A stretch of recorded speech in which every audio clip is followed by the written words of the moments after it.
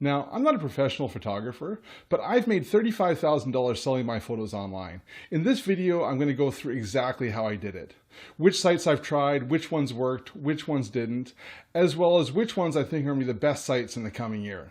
Let's get started.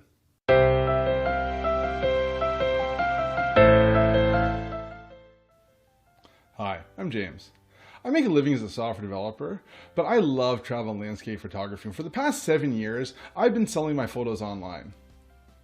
Now, I'm going to be going through the results that I've got selling my photos online, but your results may differ depending on the type of photography you do. I'd love to hear in the comments section about whether you've tried selling your photos online before and what type of success you've had. Also, stick around at the end of this video because I'm going to go through which sites I think are going to be the best in the coming year.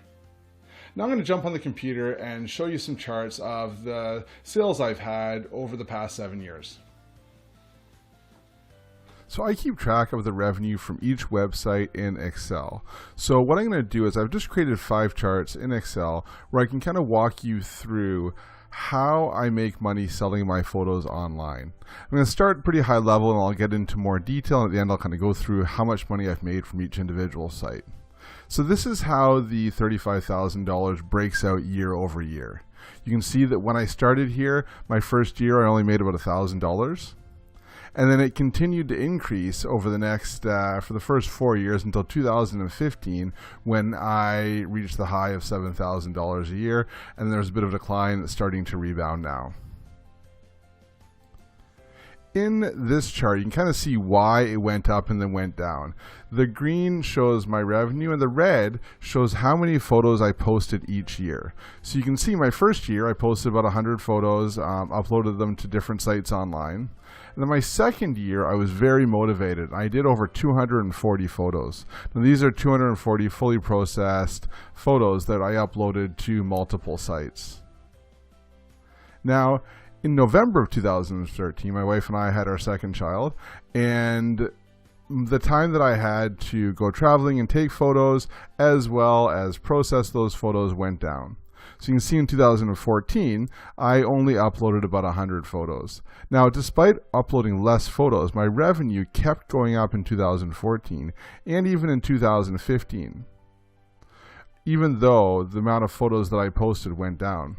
Now in 2016, we had our third child, and I just really didn't have much time to travel and do photography. So 2016 and 2017, I really didn't post many photos, and that's why you can see here that my revenue went down for those years. And over the past year, year and a half, in 2018, I've started to post a bit more, and it started to go back up. So you can see that once you upload your photos, you can keep getting revenue from them, even if you're not posting regularly, but it will go down slightly year over year. Looking at it a different way, this way I've shown the red line is the cumulative photos. So you can see how my photos grew over time. And right now I've got about 600 good photos posted across many sites across the web. Now, if you look at the types of sites that I upload to, you can really break them into 3 main sites. Okay, the first is direct stock. So this is my own website. So I have a website, souvenirpixels.com. I used to host it on Squarespace. I currently host it on SmugMug, and anybody can go on there and buy photos directly from me, photo licenses. So this is, companies will come on, a lot of travel companies, travel magazines, they'll see my photos. Typically, they'll see my photos on social media, and then on my social media, it links back to my website where they can just go on and purchase licenses. Also on my website, you can purchase prints. So I sell prints on my website now. I also have uploaded my photos to a lot of print-on-demand sites, and I've tried out a bunch of them, but the only one that I've really had great success with is Fine Art America. So most of my photos are on Fine Art America, and I've made, some money from those as well too. You can see here about 8%. But the vast majority of the money that I've made selling my photos online has been from microstock sites. So I've tried a lot of different sites, about 23 of them in total, and that really makes up the majority of my revenue selling my photos online. So to go in and look at which sites in a bit more detail, you can kind of see in this pie chart. So this is kind of breaking out the revenue from all the sites. So you can see by far, this pink bar here is Shutterstock, and they are by far been the best site for me for selling my photos online. I had a very good run with Shutterstock. You know, if you typed in landscapes in Shutterstock, I had a photo on the main page. If you typed in Canada, I had multiple photos on the first page. So I did really well year over year and month over month on Shutterstock. Now, over the past 6 months, the search algorithm has seemed to change a little bit, and my sales have gone down a little bit. But I had a pretty good run where about 3 years I was doing very well with them. The second one here is 500px. Now, 500px was a photo sharing community before they started selling as stock. And I was involved in the community before it was selling as stock. So I had a lot of photos that were highly ranked. And when they started selling photos for stock as well too, I made quite a bit of money when they first started out. Now, there's been a lot of changes over there at 500px. They were purchased by another company. Now all the sales are through Getty. And to be honest, I don't even post there anymore. There's been a lot of changes, and I just really don't appreciate the site as much as I used to. But, you know, for a period of time, they were a very good earner for me as far as sites go. Down here, number 3 is Photodune. Now, Photodune has really only earned me a lot of money in the last couple of years. The first couple of years, it was very low, and the last 2 years, really, it's been very high. So I see Photodune really going and surpassing 500px probably this year.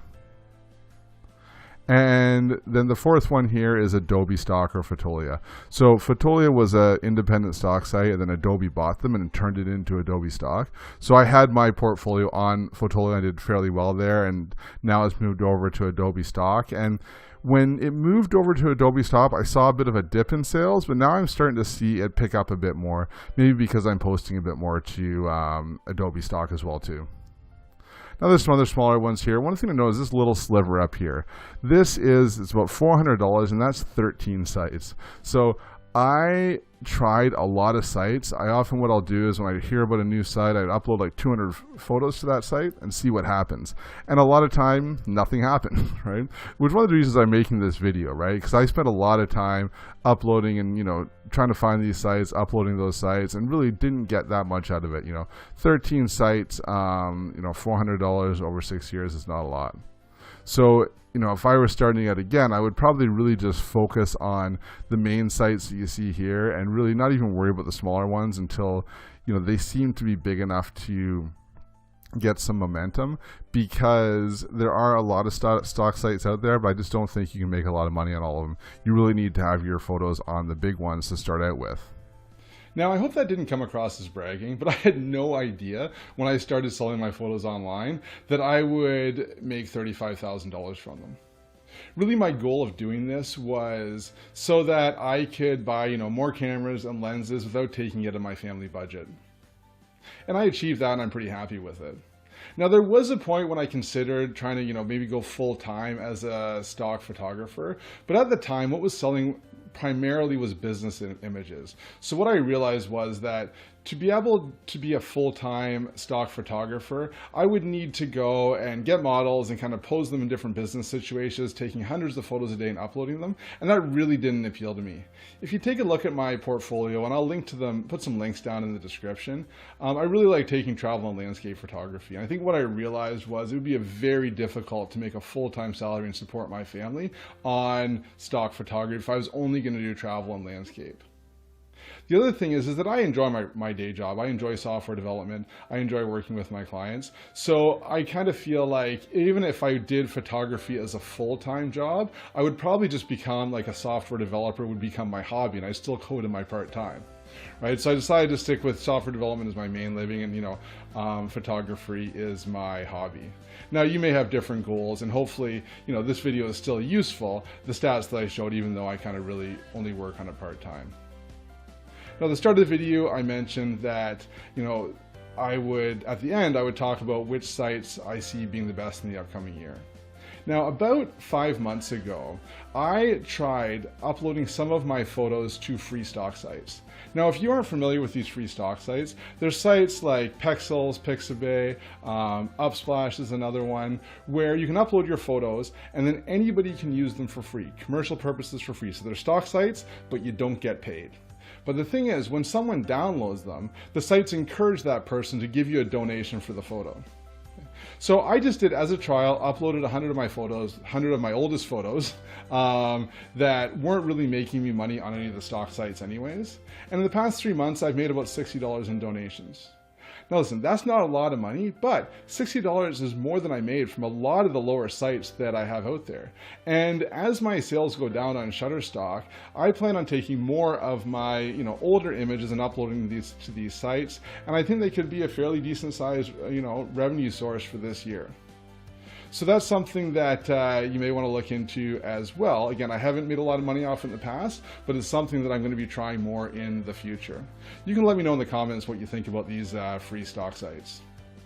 Now, if you found this video useful, make sure you go and hit the like button below, as well as hit the subscribe and the bell so you can get notified when I upload new videos. Happy uploading.